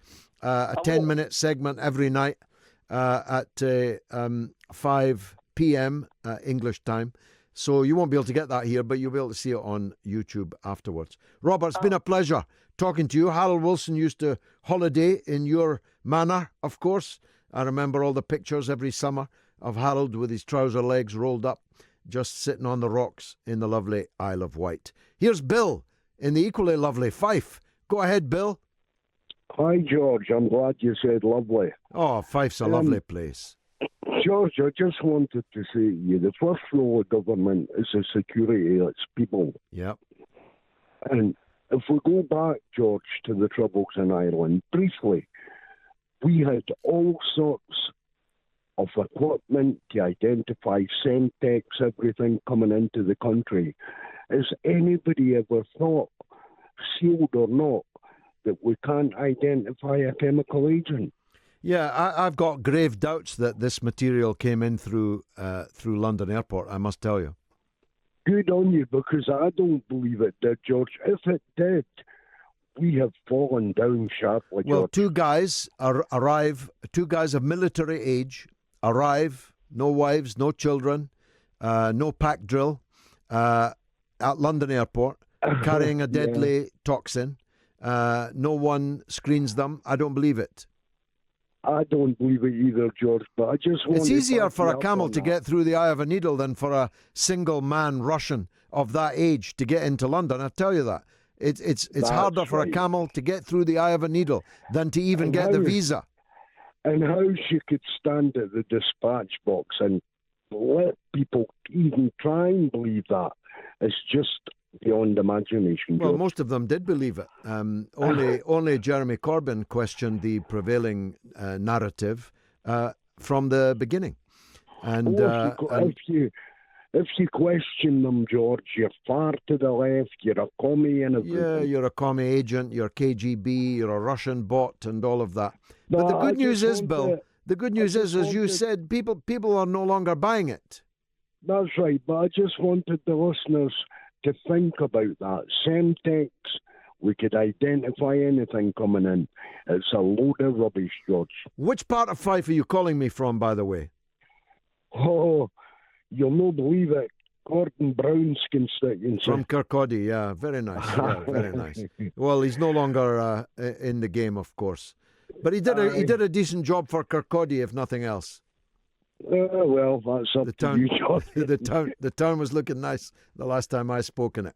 Bill, been a pleasure. Thanks very much for that call. Here's an interesting text. Unfortunately, I don't have a name on it. It says, could someone assist my forgetful mind and remind me of the name of the MP who in the 80s asked questions in Parliament concerning the government Porton using spraying chemicals in the area and population of the home counties during the 50s and 60s, please. He says that's his third time of asking, though it's the first time I've seen it. I don't recall that. It might have been Tam Dalyell. He was the man who asked the most awkward questions in Parliament. But if there's anyone out there, some of my clever students this evening might be able to give you an answer on that. Let's go to Matthew Richardson, who says, I'm a new listener to the show. Last few weeks, I'm really enjoying it. I'll get it on catch-up tomorrow. Keep up the good work. Thank you, Matthew. And John in Manchester says, I loved your talk in Liverpool. Much respect to you and Ken. 15 years ago, Tony Blair looked out of my TV and told me a lie. I believe he knew it was a lie, but he told it nonetheless. 15 years later, Theresa May looked out of my TV and told me a lie about Duma. My 12-year-old son could have seen there was no attack, yet she said there was, with certainty. The Skripal affair is a lie. A child can see it. The government lies. That's a fact. My hope is that Corbyn is an honest man. Roll on the next election. From John in Manchester. Thank you, John. And Russell says, I note the BBC's own rich list, Evans, Vine and Mayer, are abandoning the corporations, drifting Marie Celeste. They're off to another outfit for more Wonga. That's from Russ. And the Ayatollah Chris Woofsky. That's an interesting one. Chris has morphed from a Russian bot into an Iranian one. Very interesting call from a guy in New Zealand. After joining the common market in 1973, Britain dropped our Commonwealth brothers and sisters at the drop of a hat. After Brexit, we should re-engage with those we have massive cultural ties with. Hear, hear. Here's Stuart in Edinburgh. On you go, Stuart. Thanks for calling. Hi, George. Hi. Good to speak to you. And you, mate. George, just a quick question, really. Just as an ex-MP, I wonder if you can help me with this. The donations that are made to individual MPs, like the ones that on the Electoral Commission's database website. Yeah. I never quite understood what they were for. Nobody ever gave me one. Me. I just wondered what they were for, and because on Mr. Watson's one, there's one for LFI and one for Sir Trevor Chin. Same thing, really. Does he does he donate it to food banks, or does it go to party funds? Or? Well, he's no longer eating as much as he used to eat. He's never tired of telling us he's lost 7 stones, only 15 to go. The question that you ask is one I myself frequently ask. He has oftentimes received donations of very, very, very much larger than the ones you refer to. And it's not clear what he did with them or why it's proper. It's any MP. Chuka Amuna, for example, has received gigantic donations from corporate donors. So what is it they're exactly buying? And why are our politicians up for rent, if not for sale, up for rent? I mean, if you look at front benchers, for example, they get government money to employ researchers and additional staff for their additional shadow ministerial responsibilities. So why do they need private corporate money? And isn't that a compromising thing in itself? Well, if you're receiving money from, say, an oil company or a fracking company or an arms company or a company involved in this, that or the next thing, isn't that a compromising thing? Why does the system allow that? Anti-bribery laws there, George. Well, I mean, that would require them to act in a corrupt way, and there's no evidence that they have done so, but it's definitely wide open to the suspicion of that, isn't it? Well, I just want to know, I mean, is it legitimate? I mean, it's clearly legitimate. I just want to know whether they spend it on themselves or I doubt if they spend it on themselves, but they are spending it on building up independent power centres, independent of their party. Now, that's frontbenchers. What about backbenchers? Why would you donate hundreds of thousands of pounds to a backbench MP? That can only be a bet. That can only be a bet for the future, can't it? Well, seems like it. It's a very murky part of, and it's new. It's new, by the way. Cash for questions. What's the difference between this and cash for questions? Well, you'd have to show that Tom Watson or Chukwuemeka or whoever we're talking about here acted as a result of the money that they got. And I've got no evidence that they have done that. But I certainly feel in my water that it's not good and it doesn't look good. No, it doesn't look good. No, it doesn't. Well, look, perhaps we'll find out soon what the bet was for. Perhaps we'll find out why this investment in hitherto obscure backbenchers has actually been made. Stuart in Edinburgh, thanks very much for that. Sam Cole says, and they combined the Novichok in the public toilets in the park. Yeah, right. Fra says, we are all being held in the prison of neoliberal austerity, resulting in food banks, acid attacks, zero-hour contracts, homelessness, suicide, outsourced services, poorer communities, overcrowded prisons, and modern-day opium dens. Victorian times, indeed. And Tom Jarvis says, evening, George. Has the law changed? No, I've done that one. That's come through as a double. Tony X says, the phrase British intelligence is fast becoming a global oxymoron, thanks to the most inept government we've seen and the most compliant free press we've seen. And Scouse Alarm, my old pal, says it was fantastic last weekend to see you and Ken at your Outsiders gig. The place was electric, and I enjoyed it very much. Your listeners should definitely go and see you both as you go around the country. Well, the next two are in, I can announce, Nottingham and Sheffield. Details shortly. Linda Watson-Brown says, discussing the Sunday Times bestseller, Tell Me You're Sorry. The name was Jenny. Memoir. Good luck, Karin. I don't know if that's come into me by accident, but it means nothing to me. And someone with an indecipherable, because contrary to what you may have been led to believe, I don't speak or read Russian, says, I couldn't agree with you more. The moment you start running prisons for profit, you're on a very slippery slope. The United States is proof of that.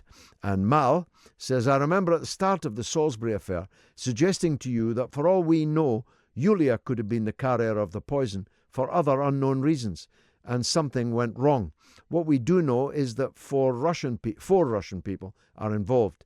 To me, the two guys deliberately showed themselves on CCTV to cover themselves as tourists as a future defence, and any of their reasons for being in Salisbury are easily told through facts about the place that are found on the internet. Yeah, I mean, their reasons for visiting Salisbury Cathedral were lifted straight out of Wikipedia.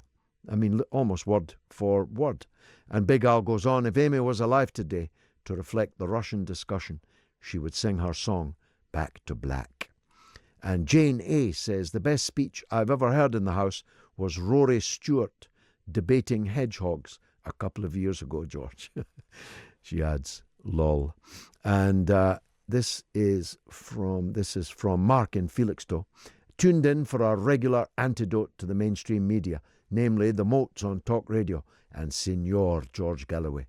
My wife and I may be a little late to the party, but our copy of The Killings of Tony Blair on DVD arrived today. Keep up the great work, Gigi, and thank you. I'm very glad to hear that, Mark, because I've lost everything I owned on that film. Mark says, they say Kremlin interfere in RT. The British government needn't talk. They interfere with the BBC. Actually, Mark, they don't even need to. Jane A. says, Brexit failures lay squarely on the shoulders of the politicians. And Lizzie says, Ave Imperator Georgius. MPs are also double bedders, namely William Hague and his aide. His reply to queries was that it saved taxpayers' money and that he was a tight Yorkshireman. There's nothing I can add to that, Lizzie. Now, I'm one of those that believes that Amy Winehouse could have become the finest female vocalist we've ever produced. I think she's up there with Dinah Washington, with the Ella Fitzgerald, with the great, great blues singers. And I'm very sad indeed that she's no longer with us. Don in Aberdeenshire says, George, why must you keep pushing pro-Russian propaganda? You're simply stirring up and encouraging conspiracy junkies and useful idiots to exert their pea-sized brains on ever more fantastical theories. That's who he's talking about. Conspiracy junkies, useful idiots with pea-sized brains. Thanks for listening, though, Don. Now, just to show that it is a university, no sooner had I asked than John Locke answers. The Labour MP, Ian Gibson, Dr. Ian Gibson, actually, called for a public inquiry into the tests Porton Down did when RAF planes released clouds of zinc cadmium sulfide, ZCS, over Norwich in 1963 and 1964. Now, that is good research work and very, very fast. And let me tell you that of all the colleagues I served with in Parliament, Dr. Ian Gibson is one of those that I miss the most. He was forced out of Parliament in the most absurd and ridiculous circumstances. He went on to lecture next to Noam Chomsky in MIT in Massachusetts. He may have made the right decision. Perhaps it was better to be taking your tea in the staff room with Chomsky than sitting in the House of Commons. But in the time I served with him in the House of Commons, a crucial time running up to the war, he was a parliamentary giant. And because he was a scientist, and a very eminent one at that, they couldn't pull the wool over his eyes. Let's go to Australia, or East New Zealand, as our previous caller described it. Rob, welcome to the show. Hi, George. Which part of Australia are you calling from? Yeah, which part of us? Are you in the north? Melbourne. Okay, Melbourne. Very nice of you to call. Thanks, Rob. Yeah, no worries. Go ahead. Sorry to change the subject. No, it's all right. It's been fascinating listening to you. But tomorrow's the 10th anniversary of the collapse of Lehman Brothers. Oh, yes, indeed. Yeah, in fact, Lehman Brothers was the beginning of the crash, and Sky News tonight predicted we may, in fact, now be on the edge of another one. Well, I believe that too. I follow it pretty closely. There's more debt in the world now.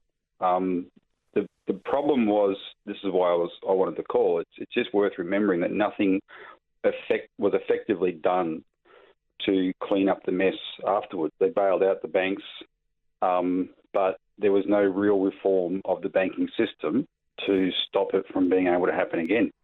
The bankers got their way.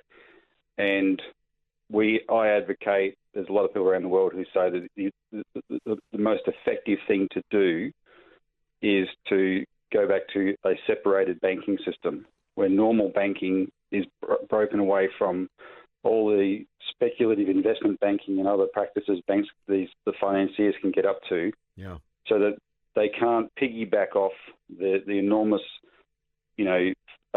pool of liquidity that deposits provide that are in normal banks. And if they don't get access to those, then it's a brake on them. It constrains what they can do. And at worst, if they cause other crises in the future, the public doesn't have to wear it. They can eat their own losses. Now, Trump promised that he would reintroduce a Glass-Steagall, but that hasn't happened, does it? No, it hasn't happened because he promised it, and then he picked these two Goldman Sachs jackasses to be in his key economics posts. And the Treasury Secretary, Steve Mnuchin, was grilled by Elizabeth Warren on what Trump meant by a 21st Century Glass-Steagall Act, because that's what Trump promised. And this clown Mnuchin basically said, that doesn't mean separation. It's worth watching the video. Elizabeth Warren was completely incredulous because they were trying to rewrite history. Now, I'm not sure that he's representative of what Trump thinks. It must be a very complicated job being the President of the United States. And Trump has his hands full dealing with a lot of the subjects that you were just talking about for the rest of your show, all this Russia stuff. But certainly with those guys in their positions, it ain't going to happen. But what we're hopeful for, George, is because there's a bill in the US Congress to restore Glass-Steagall. If there is another crisis soon, whereas any move back to Glass-Steagall was able to be blocked last time, I don't think it'll be able to be blocked this time. If there's anything left standing at the end of another crash. Rob, just because of the hour, I need to cut that short, but it's a pleasure always to hear your erudite views from East New Zealand. Thank you very much in Melbourne.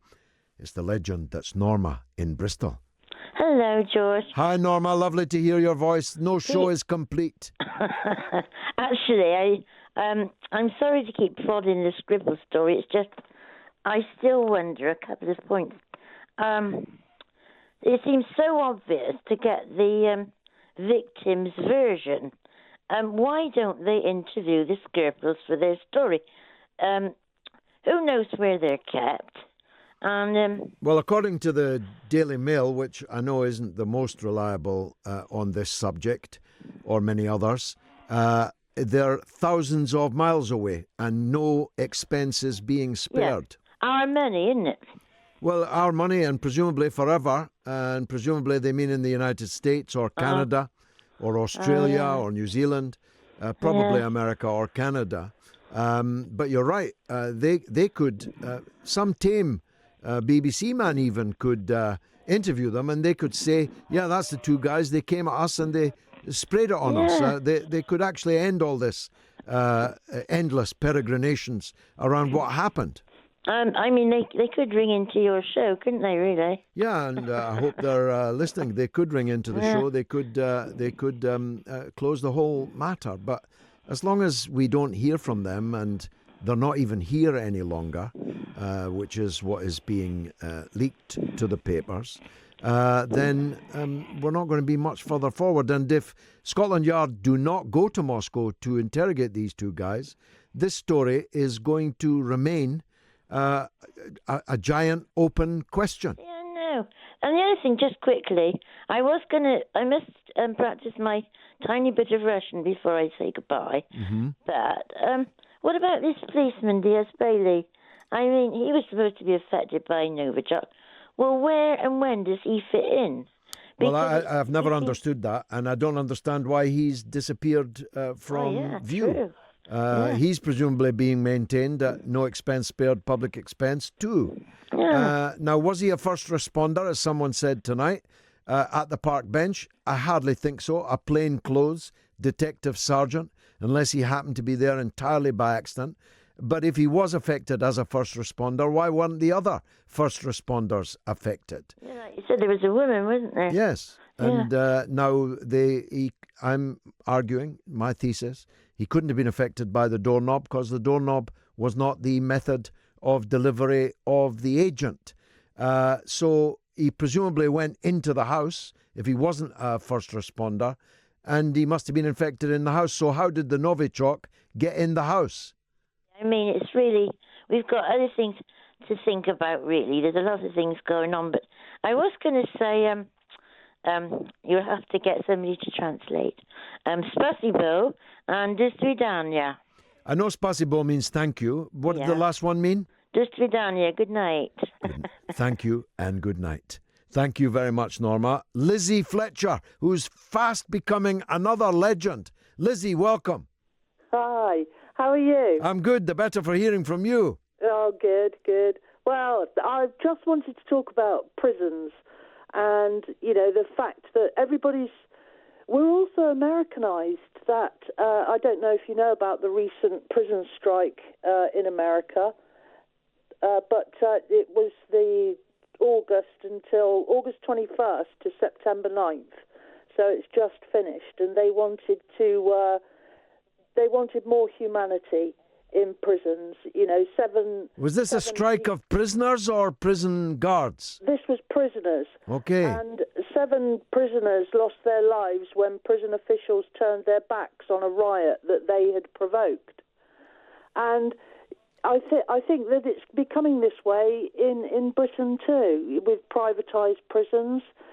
somebody's filling up these prisons, and anybody who you can't get any justice, you can't get anybody to represent you in court, you end up committing yourself to prison, basically, by saying the wrong thing. Or plea bargaining. You're faced with plea and you'll get 5. Yes. Don't plea and you'll get 25. Yes. And they're filling the prisons up, and what happens is that they're downgrading all the prison officers. They're using the prison inmates to police themselves. Yeah, and make profits. Orange is the new black. Yes. And what are we going to do about it? The prison officers today in the UK, they got docked half a day's pay for attempting to strike. Yeah, unbelievable. Totally unbelievable. Lizzie, thanks for that call. It's the last call of the evening. Patrick says, there are just too many unknowns, re Salisbury. If we knew what the government and MI6 and maybe the police know about the secret 4-hour movements of the Skripals on the 4th of March, then we would almost certainly realise why and to what extent the government has been lying to the public. That pretty much sums up my point of view also. And Samson, our erudite correspondent in Kilmarnock, says, I came to your screening of the killings of Tony Blair in Edinburgh and donated what I could to its production. I had no idea that you were all in on it, but I just wanted to say what a critical expose it was of not only Blair, but the way politics, war and business are interwoven. It is now historically indelible, and everyone should see it. Hats off to you, Samson in Kilmarnock. God bless you, Samson, and may God always give you strength. It's been marvellous for me, and if it was for you, come back next week at the same time, 7 o'clock, only on Talk Radio, and bring another listener.